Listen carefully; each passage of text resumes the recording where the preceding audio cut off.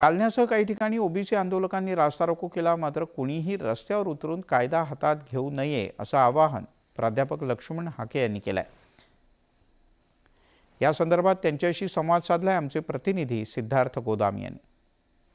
माझ्यासोबत स्वतः हाके सर काय म्हणाल? थोडासा संयम सुटला होता कार्यकर्त्यांचा, पण त्यांनी लवकर निपट घेतलं। कार्यकर्त्यांना माझी विनंती आहे,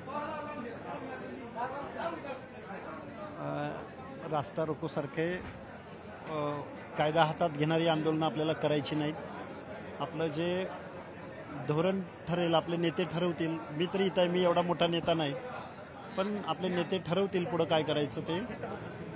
शासनाला फक्त माझी विनंती आहे की तरुण वर्ग आहे, हे तुमची माध्यम आहेत, लोकांच्या हातात मोबाईल आहेत, थोडीफार शिकलेले आहेत पोरं, यांना कळतं की आपल्या आंदोलनाकडे शासन असं दुय्यम भावनेनं का बघतंय, आपल्या आंदोलनकर्त्याला का डावलतंय। तिकडं मात्र रेड कार्पेट, कॅनवाय, गाड्या, घोडं, वातावरण तयार करते। अरे आपण काय नागरिक आहोत का नाही या महाराष्ट्राची, देशाचे? आपल्याला काय मताचा अधिकार काढून घेतला की काय? असं म्हणजे कार्यकर्त्यांची, तरुणांची भावना आहे। शासनाने समजून घ्यायला पाहिजे। 12 करोडचे मुख्यमंत्री आहेत साहेब। संविधानाची शपथ घेतली तुम्ही, गोपनीयतेची शपथ घेतली।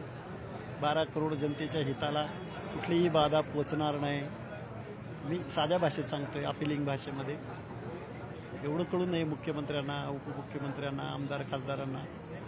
साधे प्रश्न। मराठा समाजाच्या आंदोलनाचा मी साक्षीदार आहे।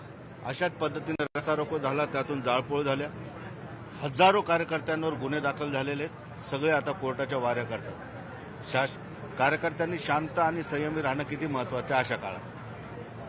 तमाम महाराष्ट्रातल्या कार्यकर्त्यांना, बीड, जालना, परभणी, नांदेड, नगर, अहिल्यानगर, नाशिक, सगळ्या कार्यकर्त्यांना माझी विनंती आहे, तुम्ही या वडीगोद्रीला। माझं मॉरल वाढेल, मला कल्पना आहे त्याची, कारण माझं मॉरल वाढून चालणार नाही तर शासनाकडे मेसेज जाईल। माझी सगळ्या कार्यकर्त्यांना विनंती आहे की आपण कायदा हातात घ्यायचा नाही आणि आंदोलनाचं डायव्हर्शन बदलायचं नाही।